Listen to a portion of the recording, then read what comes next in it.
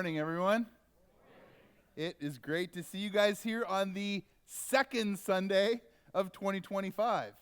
And here's the good news. If you were here last week and you're back this week, isn't it good to know that you are 11 days into a brand new year, and you are potentially on your way to creating some positive habits and some change in your lives.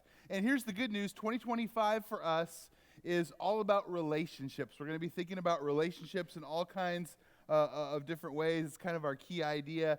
And the primary verse that we're focusing on not only this month, but this year is Proverbs 27:17, which tells us this: as iron sharpens iron, so one person sharpens another.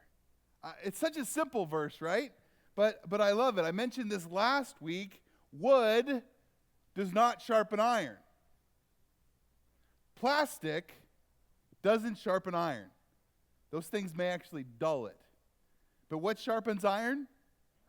Iron. Iron sharpens iron. And in this exact same way, I think a lot of times we might think sometimes, well, if I just work on myself, if I just isolate for a while, if I just read the right book, attend the right training, then I'll become the best version of myself. But, you know, the things we do in isolation do not sharpen us as much as we hope or think, because we need people. We need one another. And so let me give you just a few more thoughts about that, just as I've been reflecting on that, even though this last week, thinking about this verse. The first thought is this: relationships are the foundation of spiritual excellence. If you want to get better, if you want to be stronger, it's only going to happen because of other people in and around your life. It doesn't happen any other way. And come on, we know this, right? Like, do we all have people in our lives where when we spend time with them, when we hang out around them, it's just easy, right? Like, hey, we're friends. You know, I remember having somebody over for dinner once, and Bethany and I just felt like it was like a great evening. We talked about a whole bunch of things. It was a good time. And it was a couple months later, we heard back from this family, and they were like, oh, it was such a terrible time. Like having conversation was like pulling teeth. It's like you had nothing to say to us. We were like, what? Like, were we in the same house? Were we having like sometimes it's not as easy. Come on, right? Like, relationships can be challenging. And listen, we need all kinds of relationships, right? And my hope and prayer for all of us is that we would have more easy relationships than challenging relationships. But if there's never any challenge, are we really going to grow?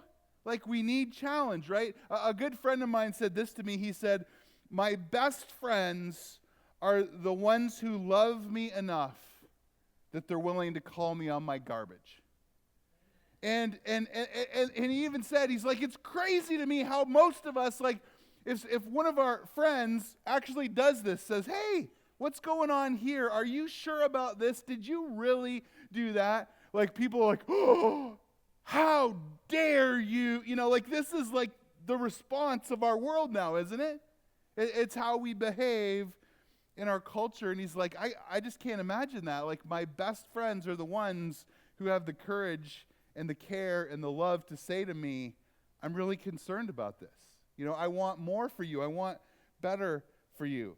But what do we say? Well, you know, I can feel the same tension. I'm sure even as I say these words, for some of you, you know, a few of you, you're like, yeah, let's do that. And for most of us, we feel a tension. I don't really know, Rob, because I really want to be nice. I really want to be kind. I don't want to hurt anyone's feelings. And I'm certainly not advocating for a posture or a style that is overtly offensive. I think that is godless and wrong. But come on, like, don't we say the same thing sometimes as the reason why we don't want to share with friends or coworkers about salvation, about Jesus? Well, I would hate to say anything that would offend anyone. Really? Like, you know the alternative, right? Like, isn't that a little more offensive if I know the way, the truth, and the life, and you are my friend, and I love you, and I care about you, but I'm like, I don't want to offend you by telling you the way, the truth, and the life. Doesn't make any sense. Number 2, relationships are worth all of the ongoing effort. All of it, every little bit. Many of you know this, but I felt like I haven't really shared it for a while. So just in a kind of a high level, the example of this in my life that always stands out the most is my relationship with Bethany in our marriage. Again, a lot of you know, many of you don't.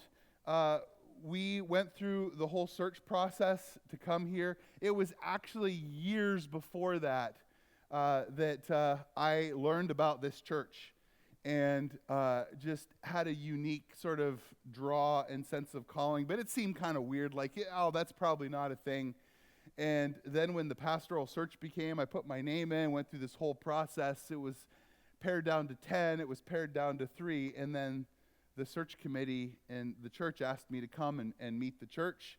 We let our church that we'd planted in Michigan know that we were leaving, and I resigned.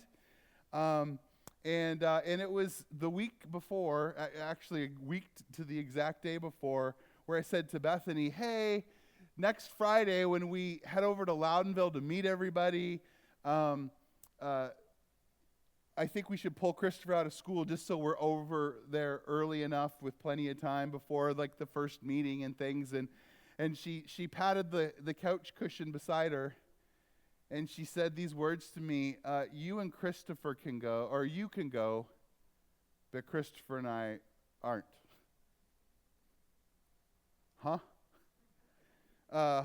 And really, like lots of like, what's going on here?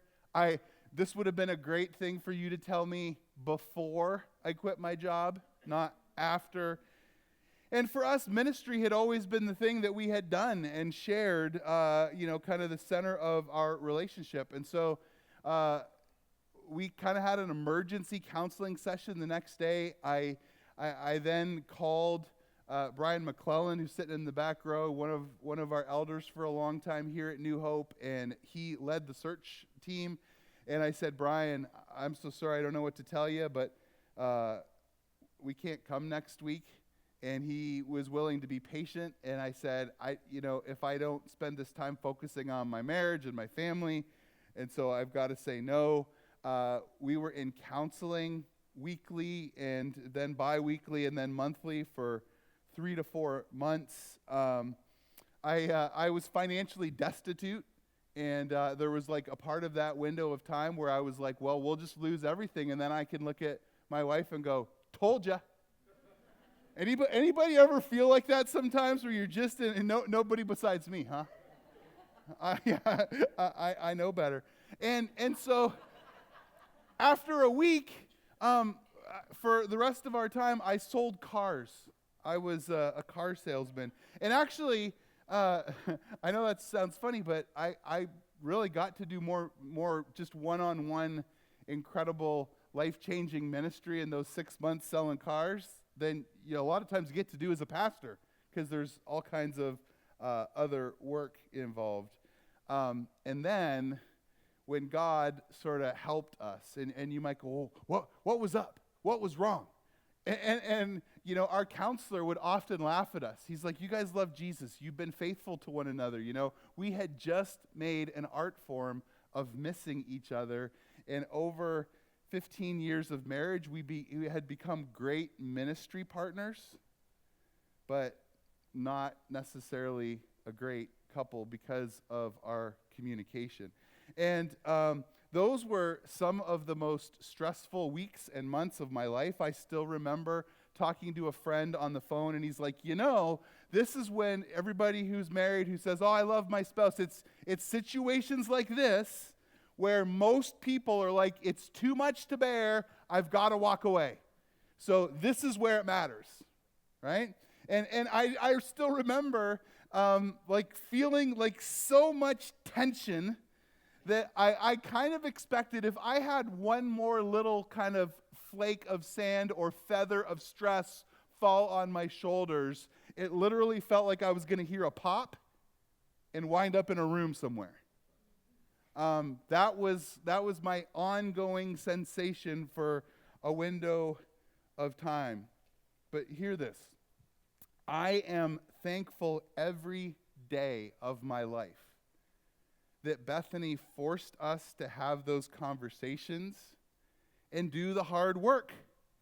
Because if we hadn't, we would not be as healthy as we are. Listen, for me, like in my home with my family, saying I love you to my wife and my kids is something that has always come easy to me. Telling them that I do anything for them are also very common words that come out of my mouth. But for all of us, until we're actually tested and have to do these things, we don't really know, right? No one really knows. But here's the beautiful thing about that. The more work we have to invest, the more work we put into our key relationships, the more valuable they become, right? And so over time, you're like, oh my gosh, like how can you sort of say that you love and value that relationship? It's like, do you know what this has cost me? Right? Like at some point, it becomes too valuable to do anything else other than embrace it. And so, if you're super young, you may have said this, but, sometimes I talk to couples and they say things, well, Rob, I totally would put in the work. I totally would do that, but, it's everything in my marriage or my relationship is just smooth sailing. I mean, we never even have a fight ever. And if you've been married a while and that's what you would say to me, either someone's lying or you're not doing it right.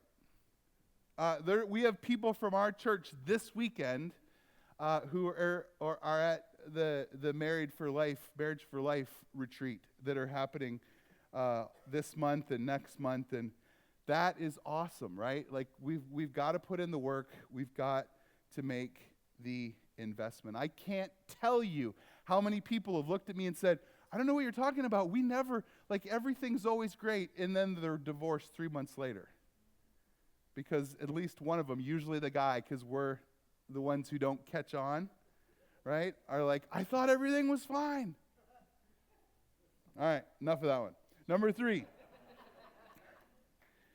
You will benefit more from the relationship that you resist the most. And let me be specific on what I mean here. We talked last week about the kinds of relationships Jesus had, right? Jesus had relationships with the masses. Jesus had relationships with the 12. We would think of those maybe as kind of our weekend celebrations being the masses, our small group experiences being the 12. And then Jesus also had these more personal, more focused, more intimate relationships like with Peter, James, and John. And we even see there that John was the disciple that Jesus loved. Most of us have one of those kinds of relationships that we're drawn to. I just love getting to sit down one-on-one with somebody and going deep and having conversations. Others of us, like we'll have one of those that are just okay. I'm okay with this kind of thing. And then we have one of those a lot of times that we resist, right? And if you like one-on-one, you might resist. You're like, I really don't like being in a room full of people. And certainly don't ask me to come up on stage and share anything because that would scare me, right? Or some of us, you're like, oh no, I love people and energy when we get to all sing together. But that idea of getting together with one other person and sharing deeply about my life, that scares me, right? And so listen, being in all 3 types of these relationships with people who care about spiritual things and are committed to growth is extremely healthy.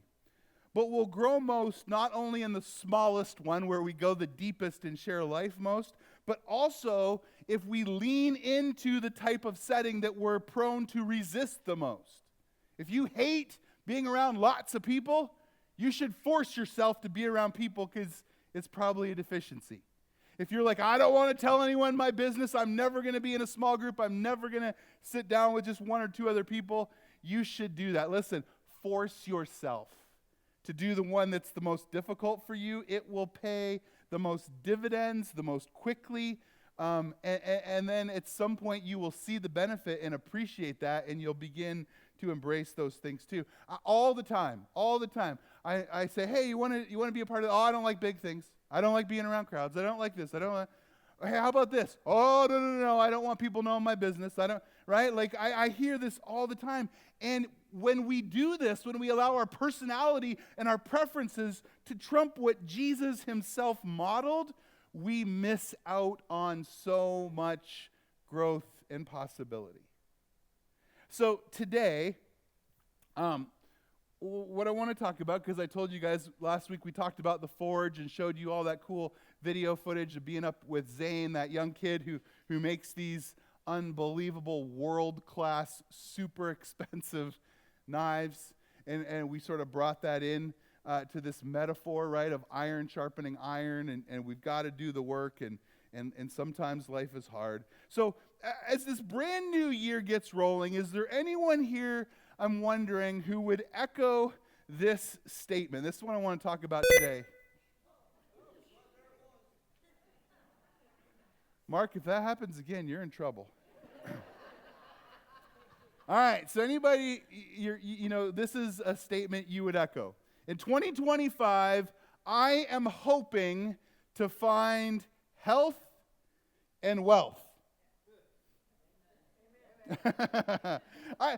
What's funny is like everyone's like, yeah, but you're like, I don't want to seem over eager about those things, so I don't really want to like raise my, it's funny to watch. These are two very common goals, aren't they? Like at the start of the year, man, if I could make some more money and I could lose a few pounds, like people say that these are common goals, hopes, dreams, New Year's resolutions, whatever you want to call them. Most of us want to lose a certain amount of weight, yeah? Yep. And for most of us, we have things that we would like in life or we would like to do in life that we need some extra money for. So making a little extra money to be able to accomplish those things is a goal sometimes. Or in a lot of cases nowadays, the price of things has gone up and up and up enough. We would just like to make a little more so we continue to break even. We don't even want or need anything else, but we feel like we're getting in the hole a little bit, right? And so just making more for that. I remember a number of years ago, this was like one of the goals that I like prayerfully sort of felt led toward. It's like, hey, as a family, it was right as Christopher was getting ready to go to college, and it's like, we need, and I was very specific, we need to increase our monthly combined family income by this amount of money in order to kind of keep all the plates spinning and balls in the air. And I remember that it actually happened. Bethany had someone reach out. She got a new client. And so, like, within weeks of us putting that down as a goal, praying about it, working toward it, she had a new client. And, like, check. I was like, I'm hoping by the end of the second quarter of the year we could. No, it was very quickly. But this was after years of building. It was after years of Bethany saying, I don't think I can do this anymore, but I'd like to do that. And so we went from a little more income to no income for a while as she built, what she does. And over years, it finally started to get traction. It reminded me of a family in our church in Michigan. He was a graphic designer who worked for like the best marketing agency in town. And she was a very sought-after personal trainer. And she's like, hey, I want to leave the club that I'm at, and I want to start my own business to help people. And so they did this. But to do this, she lost a lot of income, and for a season went down to virtually no income. And I still remember the day they called us because they hadn't had any food in their home for a week, and he wasn't getting paid for 4 more days. And So Bethany and I, who we didn't have a lot either, went to the closest store, and of course, being what she did, they had lots of food preferences, like we never eat this, we always eat that, and they were significantly more expensive, but we're like, hey, listen, what would we want someone to provide us? Things that we wouldn't eat and couldn't eat, or things that we normally eat? And so we spent money and brought them groceries and now they're doing great, right? But it took a while to get there. I want you to remember, in the forge of life, we don't discover things by aimlessly meandering through life with nothing but hope, right? Like, all of the things that are important in life are forged. And do you remember last week we talked about what it meant to be forged? As we heard things like, in the forge we have temperatures up to 2,000 degrees and enough pressure to shape steel. That the one piece of equipment, that hydraulic press that had the 80-pound ram that would literally pound the steel into shape, was now in excess of $15,000 if you wanted to buy one. Like, if you want to get into this, you better be serious, right? Because this takes a huge investment. And we said that putting in the work without cutting corners matters in the forge, because when you cut corners, it results in mistakes, and people can get hurt. And worst of all, when we cut corners, we not only don't achieve what we want, but we undo the good work that we've already done, right? The forge is difficult. The forge is hard. But why does it matter? Here's why it matters. And this is kind of the big idea this month. All of the best things in life are never found, but always forged. Just how it works. Because for many of us, we believe this lie that if we just float through life, we will eventually stumble upon health and wealth and love and good friends and God, and it'll just, by the end, all be this magical experience, right?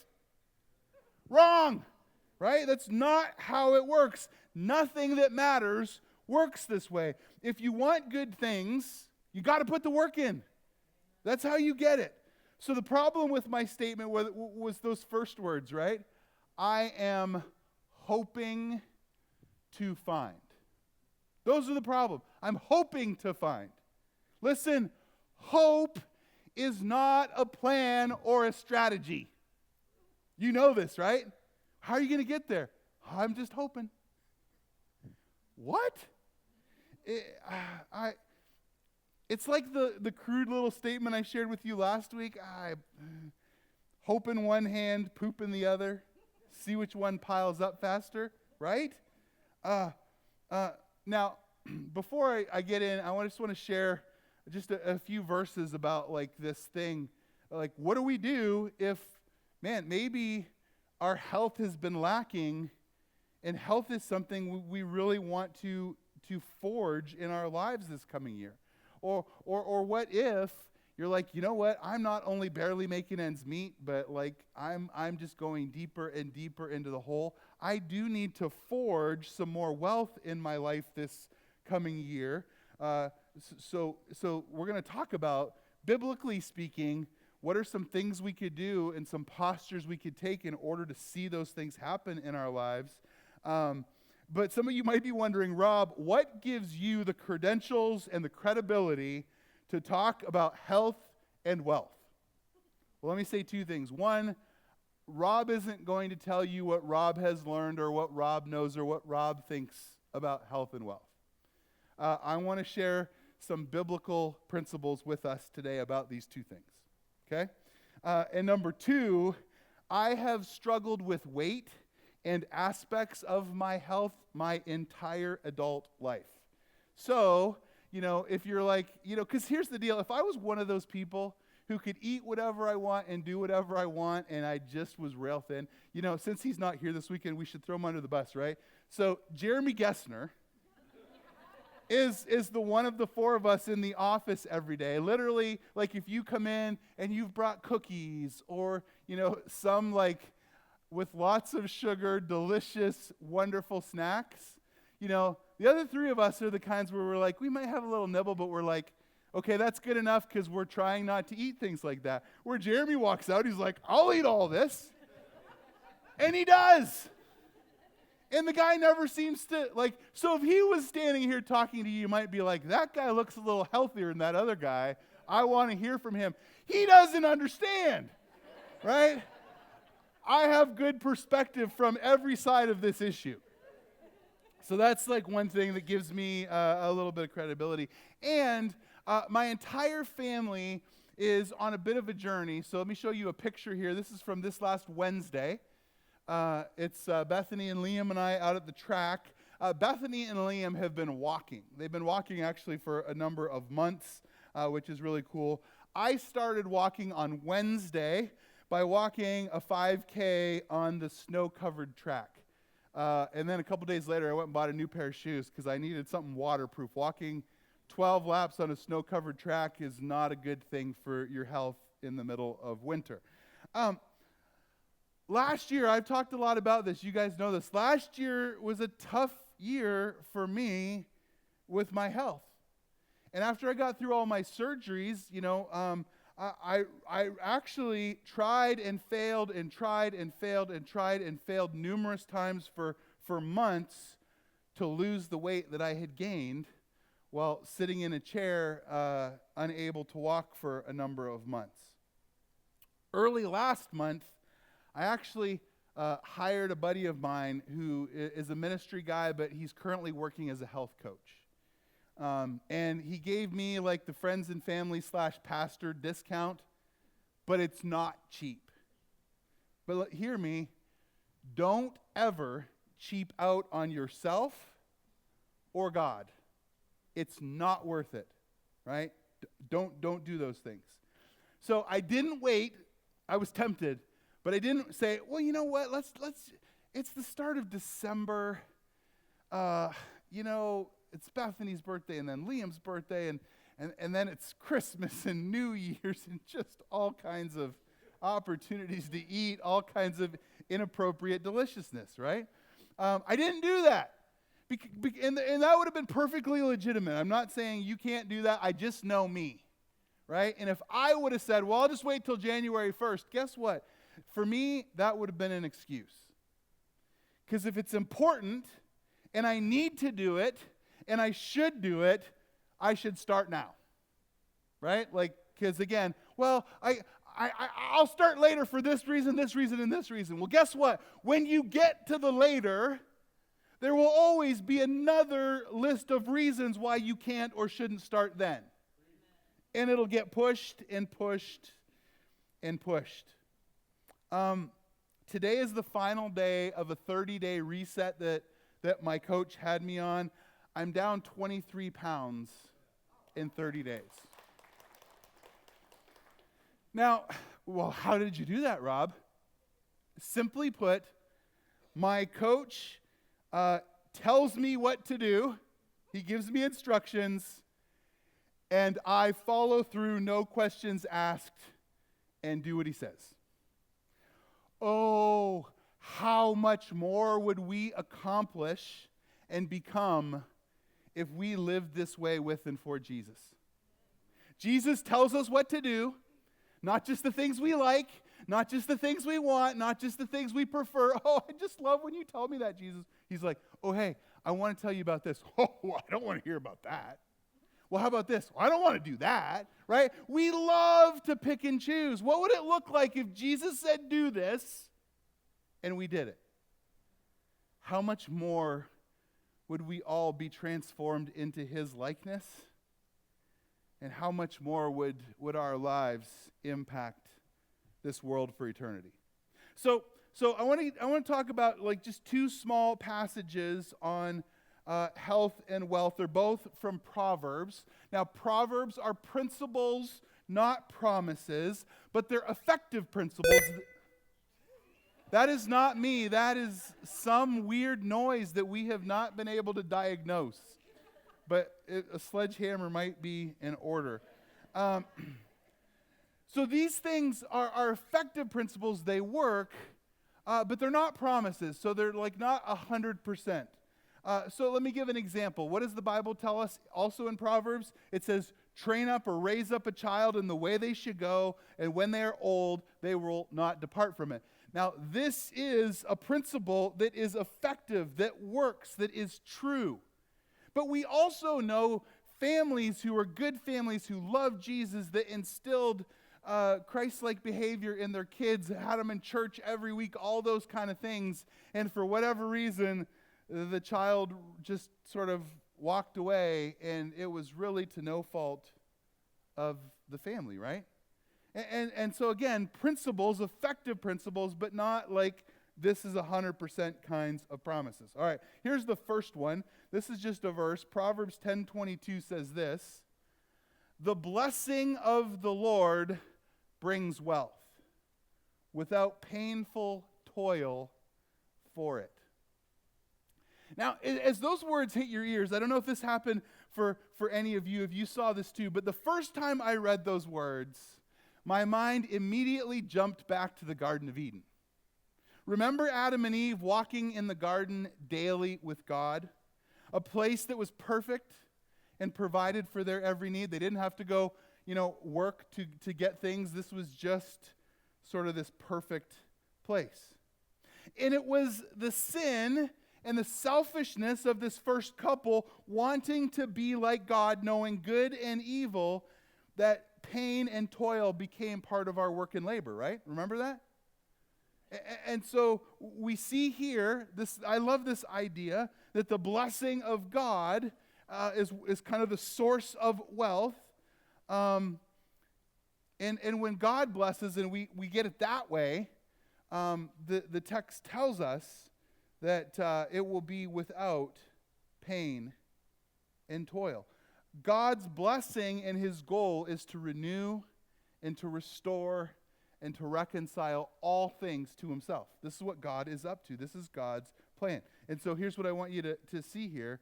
True wealth comes from God, and everything else is less. Okay? True wealth comes from God, and everything else is less. The blessing of the Lord brings wealth. And I got to start here because we know this, right? We know that there are many different kinds of wealth, don't we? There is wealth that is wisdom, and actually this text is probably this. My thing, I always tell people this: when things happen, you got to just smile and because. But sometimes, wisdom. This is probably referring to wisdom. When God gives us wisdom, His wisdom, this is wealth. Time is wealth, right? I hear this all the time. This is wise, actually, too. It's like, man, time is way more important than money. Because how do most of us get money? We give up our time, and we go somewhere and we do some things in exchange for money, right? What if you just had endless time and can do whatever you want with your time? There's a wealth to that. What about important people, friends, family? That is a sign of wealth. Nobody, as they are dying, wishes for more money in their bank account. They wish their kids were there. They wish they'd spent more time with the people they love. They wish that they could have lived a life that had mattered more. And even financially speaking, either God blesses you and provides it, or we have to slave away for it, again, a result of the fall, or it's ill-gotten gain. I mean, we all know people who have a lot because they're unscrupulous, right? This is a common thing, and so the temptation can then be for us to do what they have done in order to be better off. Listen, do you believe this? God wants to bless his sons and daughters. He just does. Now listen, don't mishear that. I am not a prosperity gospel guy. Just pray the prayer and follow Jesus, and you'll never get sick, and your bank account will always increase. If that's the truth, I have done something significantly wrong. I still remember in seminary, I was one in my cohort. I was one of 3 white ministers. Everybody else was black. And this cohort was designed to help provide master's level education to people who were doing inner city work. And Bethany and I were planning at the time up in Michigan this inner city church. And so it was great. And I remember in this one class entitled The History of the Black Church, we actually went to some black churches. We went to this one for a revival. It was a black Pentecostal church, right? Woohoo! And I still remember at the end of the message, and this was the first time, even as somebody who'd been in ministry for, 17 years probably at that time, this was the first time. So at the end, everybody's going crazy, and then it's like, hey, so if you really believe this, we're going to ask you not only we're going to take an offering. That's fine. But if you really believe this and want this to happen in your life, we want you to sow into it, right? And I still remember this. They're like, so if anybody wants to sow $100 or more, you come up and give now. And this woman walked up with a 50 or a 20, and it's like, not yet. Like they sent her back to her chair. And I was just like, oh, like if we ever did this in a white church, everybody would like revolt and leave, right? Like so I am not that guy. You can say thank you if you want. But can I be honest about something that I wonder? I wonder if God's people don't have more wealth simply because we tend not to trust him in this area of life, right? So God's like, hey, I want to bless somebody. I want to give somebody more. I want to give somebody like significant wealth. And I think he's looking and going, who can I trust to be a good steward of this? Who could I trust to bless others and pass some of it along instead of hoarding it all for themselves? Now, you might say, well, Rob, what do you mean? What do you mean like most people don't trust him? Well, only 5%, these are, you can look these up, a couple stats. Only 5% of churchgoers actually tithe. What does that mean? Only 5% give a tenth of their income or more. This is a crazy stat. Faith-based organizations would have another $139 billion to utilize for their work if Christians just gave 10%.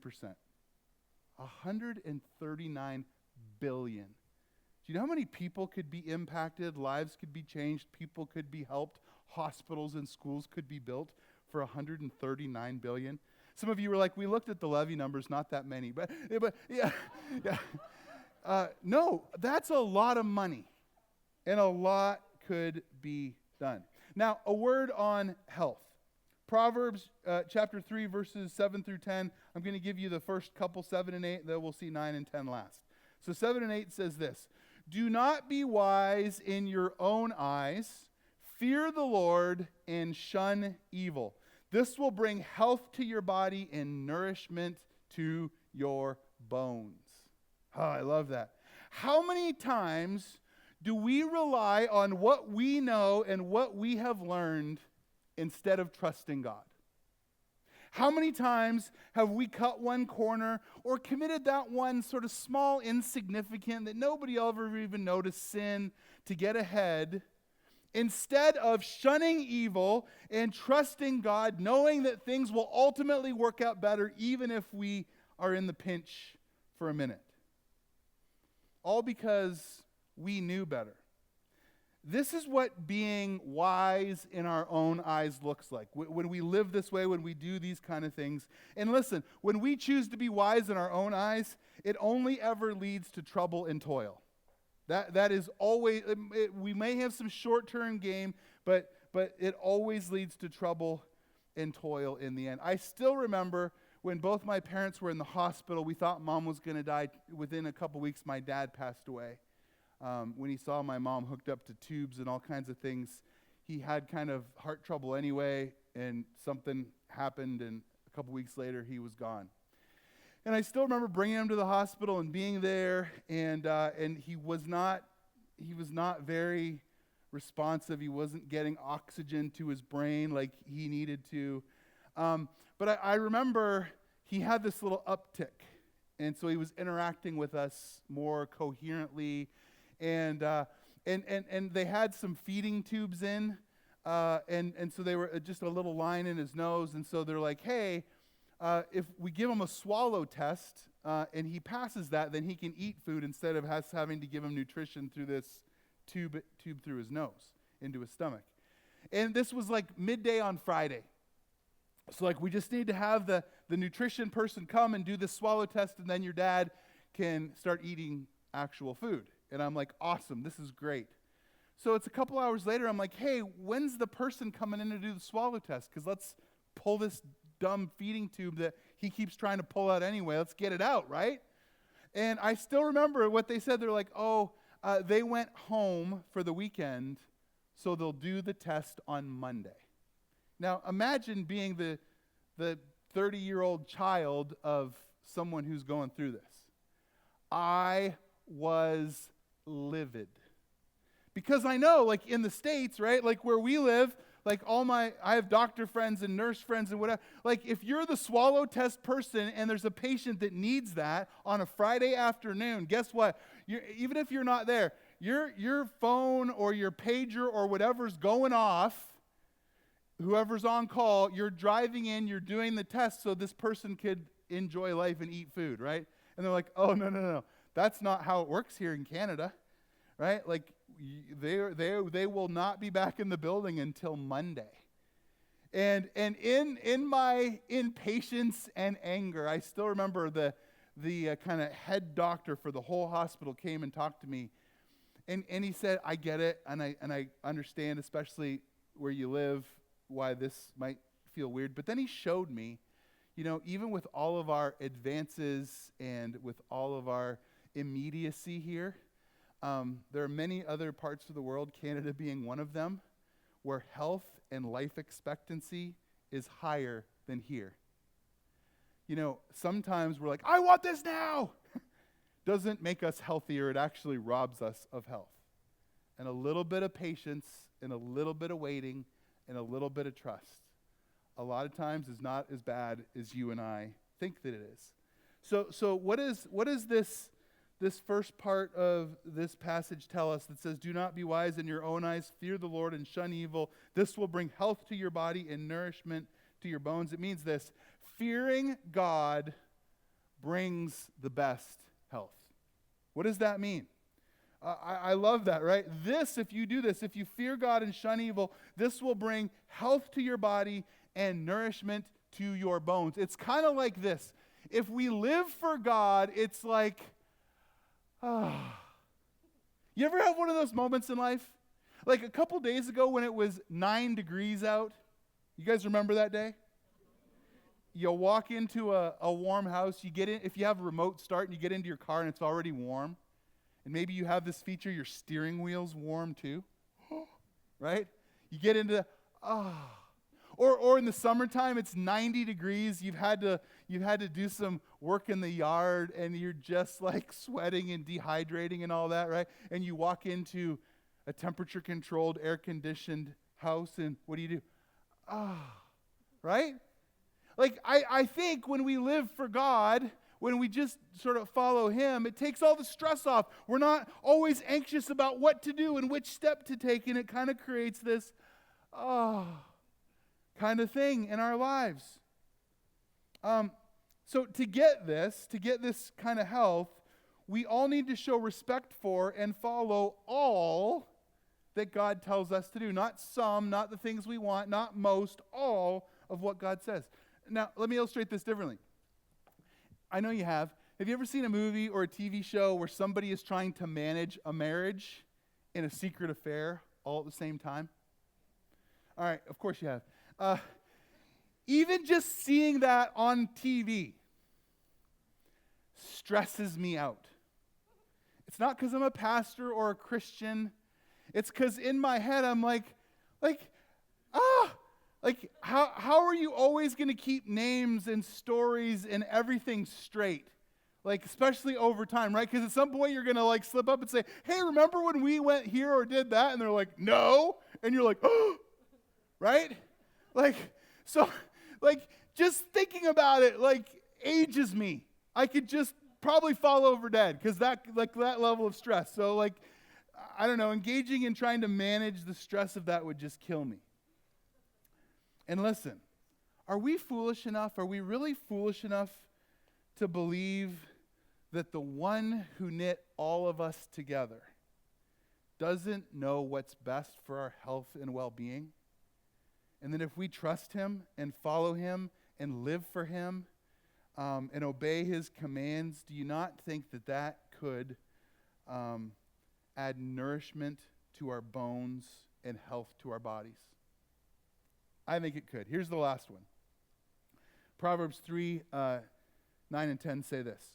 Honor the Lord with your wealth, with the first fruits of all your crops. Then your barns will be filled to overflowing, and your vats will brim over with new wine. Now, we all love the blessing and abundance part of this, yeah? Like, your barns will be filled to overflowing, and your vats will brim over with new wine. Anybody want that?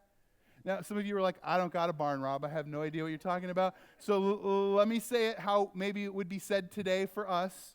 Your bank account will be inexhaustible, and all of your time will be yours. Come on, anybody like that? Right? Like, I don't got to go anywhere and do anything for anybody to get money. I just got my time, and I have enough money to enjoy it and do what I want and make a difference in the world. Wouldn't that be fun? But we tend to forget or sometimes ignore the path that God gives us in order for us to have this experience. So here's kind of the last idea.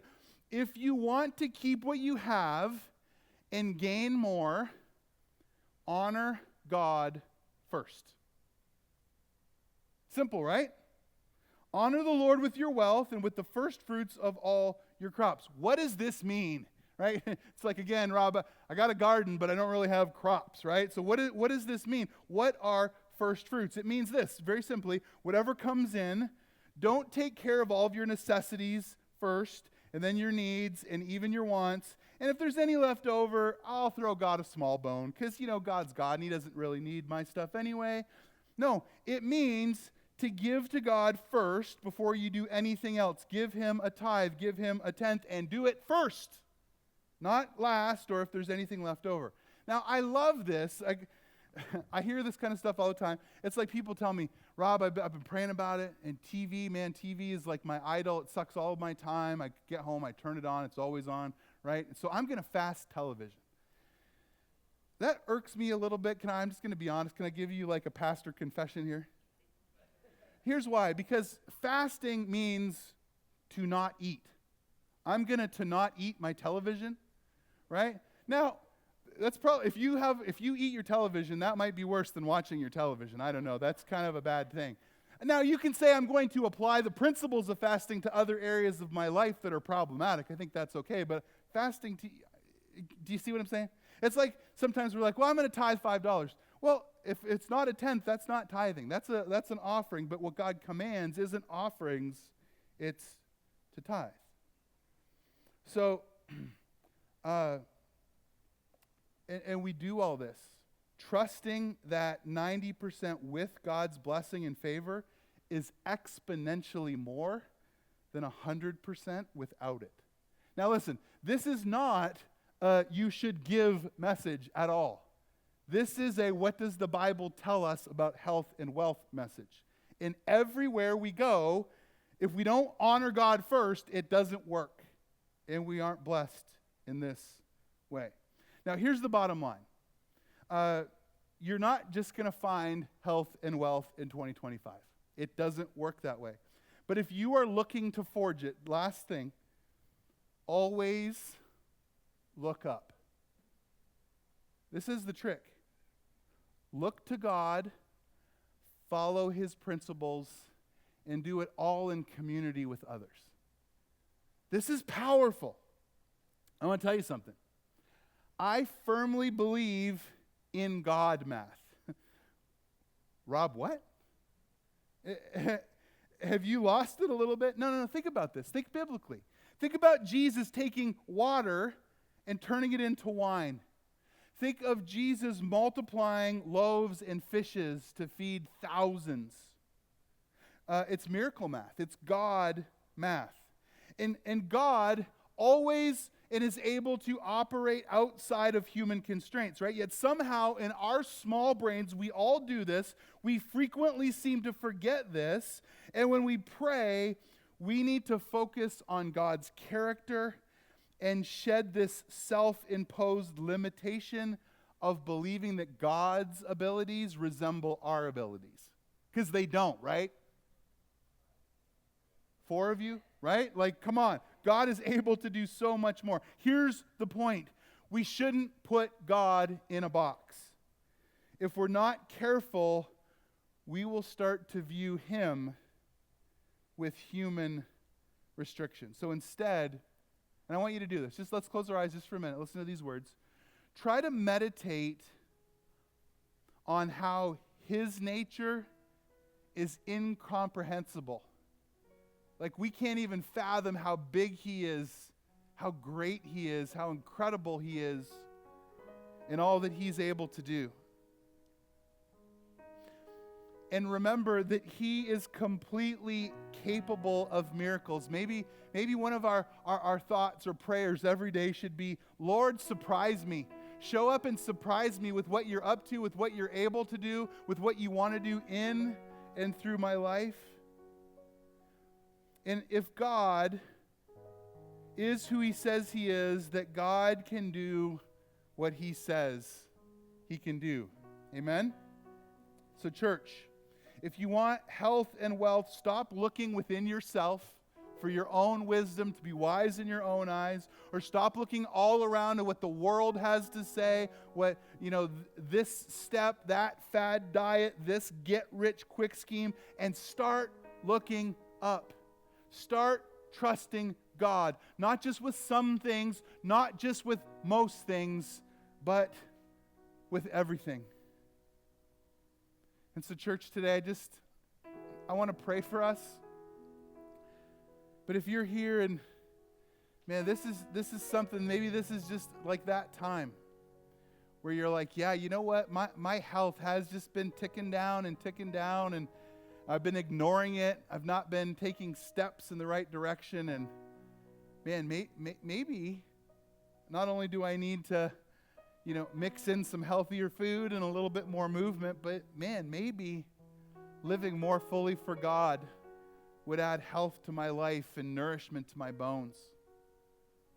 Or maybe for you, you're like, you know what, man, like we scrimp, we save, we're wise with our money, but it feels like everything we do, we're just paycheck to paycheck. And maybe today's the day you're like, maybe the thing that we need to do that we haven't done is honor God by giving him something first and trusting that he wants to bless the remainder.